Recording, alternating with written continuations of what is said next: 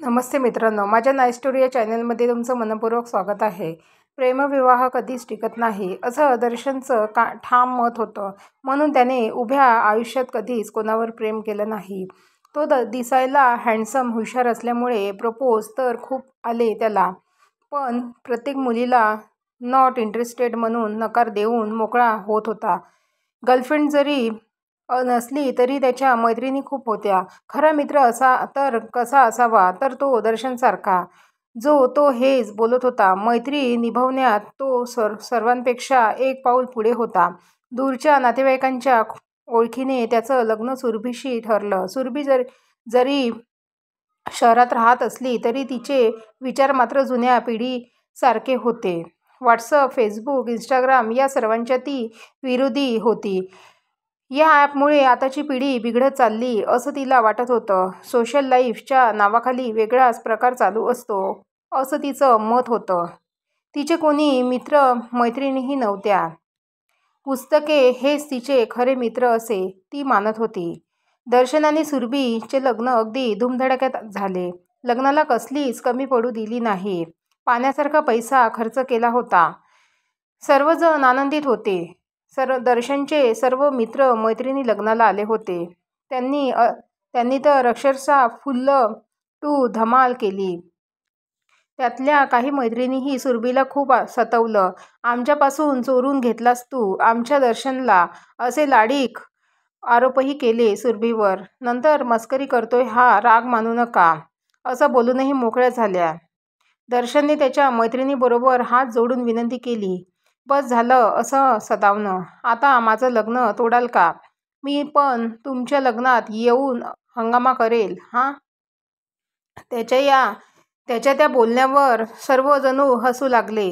तो दिवस खूप आनंदाचा होता. दर्शन खूप आनंदित होता. अगदी पाहिजे तशी बायको त्याला मिळाली होती. साधी, सरळ, सुंदर आणि शांत. पण लग्नाच्या त्याच दिवशी सुरभी मात्र अजिबात आनंदात नव्हती. आपला नवरा नक्की कसा आहे याचा ती अंदाज घेऊ लागली. त्याच्या एवढ्या मैत्रिणी कशा, त्या मुली कशा चिपकून उभ्या होत्या त्याच्याजवळ. नक्कीच मैत्रिणीपेक्षा जास्त काहीतरी असेल. लग्न तर सुरळीत पार पडलं, पण सुरभीचं वागणं कुठे तरी दर्शनला खटकत होतं. मग त्यानेच मनाशी विचार केला, कदाचित ती थोडी लाजत असेल म्हणून अशी वागत असेल. लग्नाच्या दुसऱ्याच दिवशी त्यांना एकांत भेटला. त्याने आवडीने सुरभीला मिठीत ओढले, पण तिने त्याला दूर केलं. त्याला वाटलं लाडात लाजून केलं असेल म्हणून त्याने पुन्हा तिला मिठीत ओढले. या वेळेसही तिने तेच केले. सुरभी, पहिले मला सांगा, त्या मुली कोण होत्या लग्नात? दर्शन, कुठल्या मुली? सुरभी, त्या ज्या तुम्हाला सारख्या चिपकत होत्या. मला बोलल्या की मी तुम्हाला यांच्यापासून चोरले. दर्शन जोरात हसायला लागतो. त्याच्या तर मनातही नव्हतं की सुरभी असा विचार करेल. दर्शन, अगं वेडाबाई, त्या तर माझ्या मैत्रिणी होत्या. सुरभी, मला मूर्ख बनवू नका. मैत्रिणी अशा असतात का कधी? नक्कीच तुमचं त्यांच्यातल्या कोण बरोबर तरी अफेअर होत असेल पहिले. आता मात्र दर्शनला तिच्या वागण्याचा राग आलेला असतो. लग्न होऊन एकच दिवस झालाय आणि ही अशी वागते. दर्शन, हे बघ, माझं कधीच कुठल्या मुलीबरोबर अफेअर नव्हतं. हवं तर तुझी शपथ घेतो. सुरभी, तुम्ही बोलतायत तर मी मानतो, पण याच्यापुढे पुन्हा कधीच तुम्ही त्या मुलींशी कसलाच कॉन्टॅक्ट ठेवायचा नाही. मला वचन द्या. तुम्हाला बायको पाहिजे का त्या मैत्रिणी?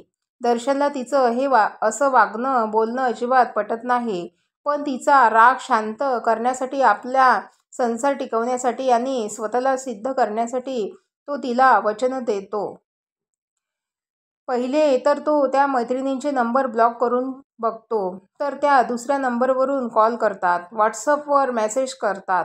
मग शेवटी तो स्वतःचा नंबरच चेंज करून टाकतो. आपलं घर, बायको आणि फक्त ऑफिस याकडेच तो लक्ष केंद्रित करतो. अशा अचानक सर्वांशी कॉन्टॅक्ट तुटल्यामुळे तो आतून खूप खोलवर होता. पण लग्नानंतर असं बदलावं लागतं, हा मित्राचा सल्ला त्याला आठवला. काही दिवस खूप छान गेले. दर्शन सुरभीपासून काहीच लपवत नव्हता. तो तिला पूर्ण दिवस कसा गेला, ऑफिसमध्ये काय घडलं ते प्रत्येक गोष्ट तिला सांगू लागला. पहिले काही दिवस तिने ऐकून घेतलं, पण एक दिवस अचानक तुमच्या ऑफिसमधल्या त्या मेघनाबरोबर काहीतरी चक्कर चालू असेल असा आरोप त्याच्यावर केला. मेघना तर त्याची सिनियर होती. वयानेही ती त्याच्यापेक्षा 5 वर्षांनी मोठी होती. तो तिला त्याची गुरु मानत होता. तिच्याबद्दल असा विचार तिने करावा याचं त्याला खूप दुःख झालं. त्याने सुरभीला कसंबसं समजवलं, पण सुरभीने त्याच्या मोबाईलमधून मेघनाचा कॉन्टॅक्ट डिलीट मारून टाकला. पहिले मित्र मैत्रिणी आणि आता ऑफिसमधलेही त्याने दुसऱ्याच दिवशी ऑफिसमधल्या मेघनाला सांगून टाकले की प्लीज मी जरी असल्यावर कॉल मेसेज करू नका. काहीही काम असेल तर इथे ऑफिसमध्येच बोलू. तीही सर्व काही समजून गेली. अशी बायको भेटली याचं तिलाही दुःख झालं. त्याने नवीन नंबर फक्त ठराविक पुरुष मित्रांनाच दिला होता. त्यांच्याशी व्हॉट्सअपवर बोलणे एवढेच त्याचं मनोरंजन होतं. पण त्यातही विघ्न आलेच. ग्रुपमधला एक नॉनव्हेज जोक सुरभीने वाचला. नंतर तिने चांगलाच हंगामा केला. असले घाणेरडे तुमचे मित्र असतील असं वाटलं नव्हतं मला, तिने त्याच्या मित्रांवर आरोप केले.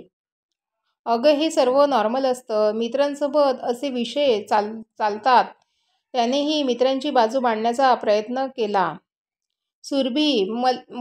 सुरभी भले बाकी ठिकाणी चालत असेल, पण मला नाही चालणार. उद्या आपल्याला मुलं झाली तर त्यांच्यावर काय संस्कार करणार आहोत आपण. हे असले घाणेरडे विचाराचे दर्शन, हे जरा अतिच होतंय आता. सुरभी, छोट्या विषयाला तू उगच मोठं करते. सुरभी, जिथे तुम्ही चुकाल तिथे मी बोलणारच. तुम्ही माझा आवाज बंद करू शकणार नाही. दर्शन, तू जमान्यातली असून असा विचार का करते. सोशल लाईफ पण असते का नाही. सुरभी, मला जास्त शिकवू नका. आताच्या आत्ता तो व्हॉट्सअप ॲप डिलीट मारा, नाहीतर. दर्शन, नाही करणार. बोल, काय करशील. दर्शन असे बोलतच ती लालबुंद झाली. घरातली सर्व वस्तू ती इकडे तिकडे फेकू लागली. तावा तिने बॅग भरली. ती माहेरी जाण्यासाठी निघाली. तिची ती हरकत बघून तो आतून खूप घाबरला. एका व्हॉट्सअप ॲपमुळे त्याचा संसार तुटतोय हे त्याला बघवलं नाही. त्याने तिला थांबवलं. नको जाऊस, तू माहेरी, करतो मी ॲप डिलीट. तू बोलशील तसं मी करेल. त्याने तिच्या समोरच व्हॉट्सअप ॲप डिलीट केलं. तेव्हा कुठे ती थांबली. पुन्हा त्याचा संसार थोडाफार ट्रॅकवर आला होता. दर्शन आता थोडा हुशार झाला होता. म्हणजे बायकोचा संशय पूर्णपणे निघून जावा म्हणून तो तिला पाहिजे तसाच वागत होता. रस्त्याने बायकोबरोबर चालतानाही तो दुसऱ्या कुठल्या स्त्रीकडे बघत नव्हता. शेजारी पाजारी बिल्डिंग मधल्याही कुठल्या स्त्रीशी तो बोलणे टाळत होता. घरात येताना मोबाईलमध्येही कुठलाही ऑफिस रिलेटेड अननोन नंबर असेल तोही तो डिलीट मारू लागला. मगच तो घरी येत होता. काही दिवस सुरळीत गेले. नंतर ते दोघे गावाला गेले एक लग्न सोहळा अटेंड करायला. त्याच्या चुलत भावाचं लग्न होतं. तो गावालाही शक्य तेवढं जपूनच राहत होता. तो जास्त करून घरीच राहायचा. नवीन नवरी पहिल्यांदा गावाला आल्यामुळे सुरभीला भेटायला आजूबाजूच्या बायका मुली येऊ लागल्या. तिथे शेजारच्या एका मुलीकडून सुरभीला समजलं की गावातली एक मुलगी खूप मागे लागली होती दर्शन दादाच्या. तिचं नाव रेश्मा. तिने प्रपोज ही केला होता, पण दादा नाही बोलला. आता तिचं लग्नही झालं, पण खूप प्रेम करत होती दर्शन दादावर. त्या मुलीने सहज सांगून टाकले. खरे पण सुरभीच्या डोक्यातून ते जातच नव्हते. ते समजल्यावर सुरभी दर्शनकडे रागात बघू लागली. त्याला इग्नोर करू लागली. दर्शनही समजून गेला. पुन्हा काहीतरी हिचं फिसकटलंय. तो विचार करू लागला, नक्की कुठे मी चुकलो. जमेल तेवढं मी कोणाशीच बोलत नाहीये. मग नेमकं झालं तरी काय? पण गावाला असताना तिने काहीच तमाशा केला नाही. पण मुंबईला घरी येताच तिने त्या गावच्या रेश्माबद्दल विचारलं. दर्शन, अच्छा, म्हणून तू एवढी रागावलीस का? अगं ती माझ्या मागे लागली होती, पण मी तिला स्पष्ट नकार दिला. हे नाही हे नाही का सांगितलं? जिनेही तुला रेश्माबद्दल सांगितलं तिने? सुरभी सांगितलं, पण मलाही माहितीये टाळी कधी एका हाताने वाजत नाही. दर्शन, म्हणजे तुला काय म्हणायचं तुला? सुरभी, तुम्हीही तिला तुमच्या गोड बोलण्याने सौंदर्याने झुरवलं असेल म्हणून तर ती तुमच्या मागे लागली. दर्शन, तू मूर्ख आहेस का? किती संशय करणार आहेस तू माझ्यावर? मन तर करते की तुला आता सोडचिठ्ठी देऊ आणि आयुष्यभर एकटा राहू, पण माझ्या आणि तुझ्याही आईबाबांकडे बघून विचार काढून टाकतो. तुझ्या चुकीची शिक्षा त्यांना कशाला देऊ? सुरभी, चुकी कोणाची ते आधी नीट बघा. त्याची ही भांडणे रोजची चालू होती. दर्शनला लग्न करून खूप पश्चाताप झाला होता, पण फक्त कर्तव्य म्हणून तो ते नाते जपत होता. त्याचं मन खूप उदास झालं होतं.